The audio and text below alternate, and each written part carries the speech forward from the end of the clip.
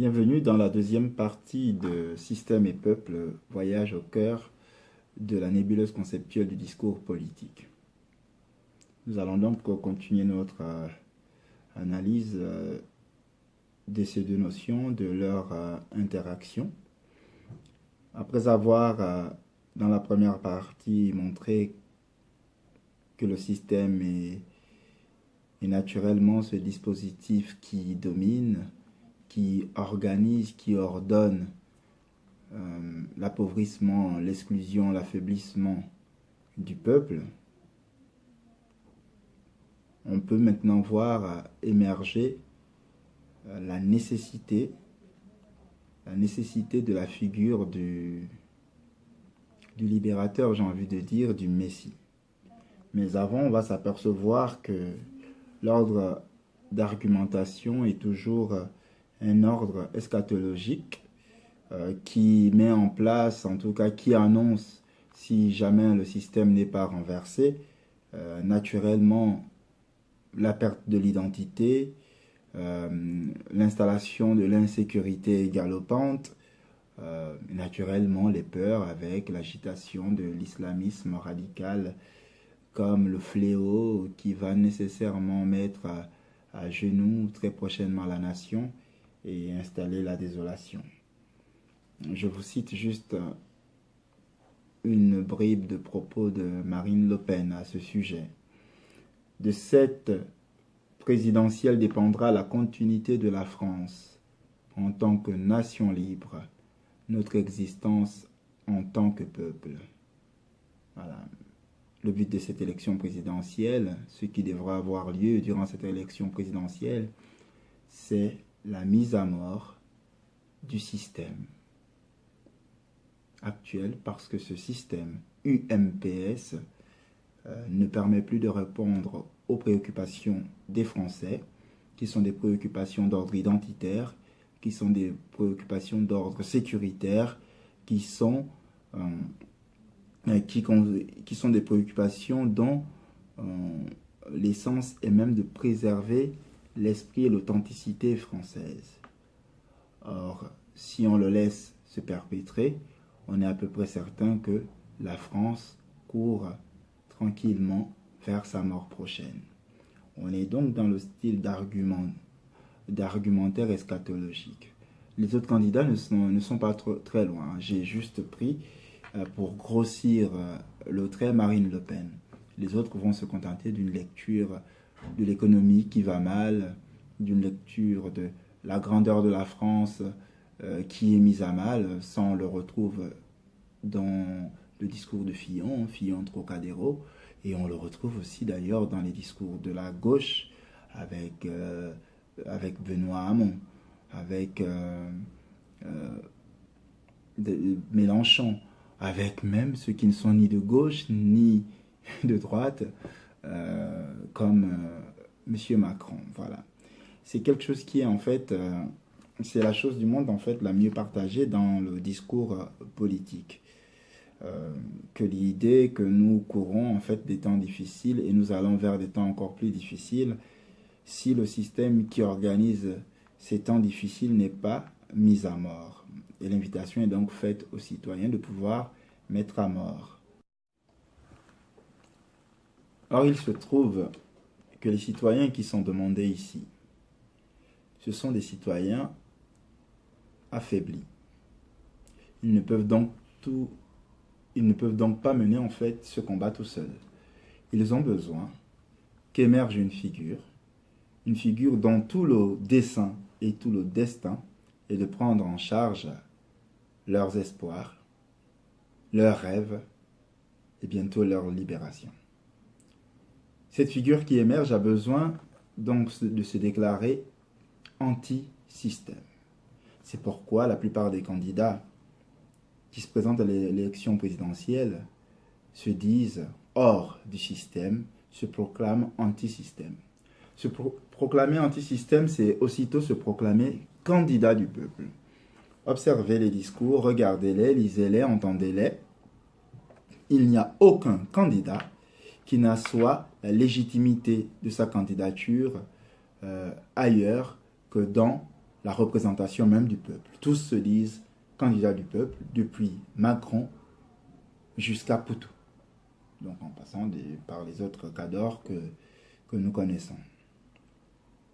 Il y a donc cette nécessité à se faire passer pour le représentant du système. Le candidat devient ici, pour le représentant du peuple. Le candidat devient ici le représentant du peuple, le champion du peuple, grâce à qui ce dernier, justement incapable de lutter par lui-même, incapable d'imposer ses idées, incapable de défendre tout de suite son projet, va pouvoir s'appuyer pour pouvoir hâter sa libération et sa sortie du système qui l'étouffe. Voilà. On n'est plus très très loin dans ce cas-là du populisme. C'est ce qu'on a vu dans le cas de Marine Le Pen lorsque qu'elle déclare l'illégitimité des institutions. C'est ce qu'on voit qu'on a vu aussi du côté de Fillon dans la première vidéo que j'ai eu à faire, où on voit comment est-ce qu'il oppose le peuple au système qui est en train de vouloir le priver de sa présentation, de sa candidature à l'élection présidentielle. L'argument qui consiste toujours à vouloir se faire passer pour le peuple n'est plus loin du populisme. Le lit du populisme, ce lit douillet, se met naturellement en place.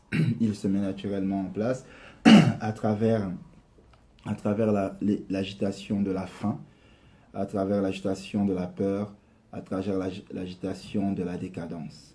C'est ce que l'on observe en tout cas la plupart du temps. Là où je vous amène à réfléchir davantage, c'est sur l'authenticité aussi de ceux qui se disent anti-système. Lorsqu'on regarde de près, on s'aperçoit en fait qu'aucun de ceux qui se posent comme étant des figures de l'antisystème, aucun de ceux-là n'est issu d'ailleurs que du système d'eux-mêmes. Tout dans leurs origines sociales, scolaires, professionnelles, culturelles, tout les ramène dans leur filiation au système duquel souvent ils prétendent vouloir sauver la masse du peuple. Ainsi donc l'antisystème est toujours quelqu'un qui est issu du sérail, l'establishment, par la famille, par l'école, par le parti. Ce sont là les trois grandes entités par lesquelles on hérite d'une carrière politique. Soit on est issu d'une grande famille qui a déjà exercé le pouvoir ou participé de près ou de loin à la gestion du pouvoir, soit on sort d'une grande école, on les connaît, l'École nationale d'administration par exemple, soit on a fait ses classes dans le parti. Ou même, on peut avoir l'affiliation avec les trois. Et c'est à cela donc que c'est cela qui nous amène en fait à réfléchir. D'où vient-il que des gens issus du système veulent absolument nous faire croire qu'ils sont les candidats du peuple? Pour ce qui est de ma conviction, si je dois en parler, pour ce qui est de ma conviction, ceux qui se déclarent anti-système sont par excellence même les meilleurs agents de ce système-là, leurs meilleurs délégués. Je vous invite à regarder tout ce qui est en train de se passer autour de Fillon. On voit qu'un camp se regroupe, n'ayant pas l'alternative, malgré les accusations qui pèsent sur Fillon, malgré le fait qu'ils soient tous dans leur intime conviction persuadés de la responsabilité de Fillon, au nom de la famille politique, on resserre les rangs. Mais derrière la famille politique, il y a des intérêts de carrière, il y a de l'opportunisme, il y a la nécessité pour ces classes-là de pouvoir continuer à se reproduire, à se soutenir. Il s'agit en réalité d'un réseau. On n'est pas surpris ainsi d'ailleurs que du côté du Front National, ce soit Marine Le Pen qui soit candidate à la présidence. Mais Marine Le Pen est elle-même la fille du système. Elle est la fille de son père. elle a hérité du parti. On est presque en Afrique, on peut le dire de façon douce. Ça sent le népotisme, ça sent l'Afrique. Euh, Comme quoi, nous n'avons rien inventé de ce côté-là. Et si on regarde Benoît Hamon, on se rend compte qu'il est l'enfant du PS. Il y a grandi. On peut faire la même lecture pour tous. Sarkozy a grandi au RPR. Hollande a grandi au Parti Socialiste. En fait, tous ceux qui nous dirigent ont, à un moment ou un autre, été dans la même école, ont eu des familles en réseau. Alors tout ceci, ce n'est pas pour faire naître une sorte de théorie du complot, mais c'est juste pour montrer qu'en réalité, ceux qui nous disent qu'ils veulent nous sortir du système en sont les meilleurs délégués. Parce qu'au bout du compte, il s'agit de donner à chacun, aux amis, aux proches, aux habitués, bien entendu, qui peuvent être compétents aussi, des postes ministériels. C'est ce qui explique les recompositions et les jeux de chaises musicales qu'on observe ça et là. Voilà. En revanche, j'ai juste envie de signaler qu'il existe des candidats dits du peuple, c'est-à-dire ces petits candidats qui sont dans leur vraie vie ou ouvriers, par exemple. Et on voit bien que ces candidats, d'ailleurs, peinent à obtenir ne serait-ce que des signatures. Ça, c'est la première chose. Parce que les élites qui nous dirigent, les députés, se refusent tout simplement à leur donner leur signature. Évidemment, pour tout n'est pas du sérail. On comprend qu'il y a des problèmes en ce moment pour réunir les signatures. Les députés ne veulent pas se mobiliser pour lui en donner. C'est tout au plus un jeuneur, même s'il n'a pas l'aura de quelqu'un qui gêne véritablement. Voilà. Mais du côté du peuple aussi, on a cette difficulté à reconnaître une légitimité à ceux qui sont issus du peuple même. C'est ce qui explique que les candidats comme Philippe Poutou aussi aient des difficultés, ou d'autres. Pas besoin de citer, mais dans toutes les élections, on a vu les Harley de la Guillet et tout le reste. On voit bien que ces candidats ne jouissent pas du capital symbolique qui assurerait leur légitimité, leur publicité d'ailleurs, avant, et ensuite leur légitimité. Par capital symbolique, je reprends donc simplement l'idée de Marx, à savoir qu'il ne bénéficie pas du capital culturel, du capital économique, du capital scolaire. Et donc, ils n'ont pas aussi les réseaux ils n'ont ni les réseaux, ni l'argent nécessaire, ni la culture qui leur permet de se hisser en termes de légitimité dans la représentation même de ceux auprès de qui ils doivent se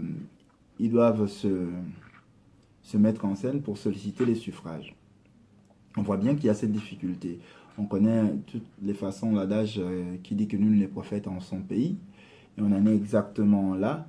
Pour les gens ici du peuple, pour les gens du peuple, pardon, un candidat qui leur ressemble n'est absolument pas le bon candidat. Même dans le peuple, parmi le peuple, on est rassuré et on ne se plaît à choisir pour nous diriger que ceux qui nous dirigent depuis longtemps déjà.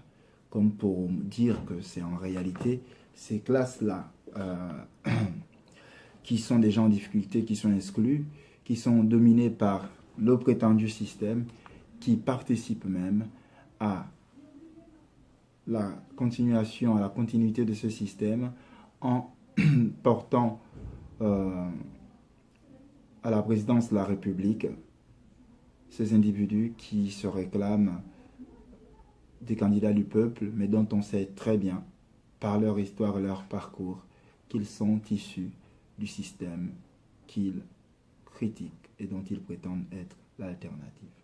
Voilà, nous avons à peu près fait le tour de mon propos. Je vous invite désormais à examiner au plus près le discours des hommes politiques. Vous étiez sur Tipostrophe. Osez enfin vous servir de vos propres lumières. Merci.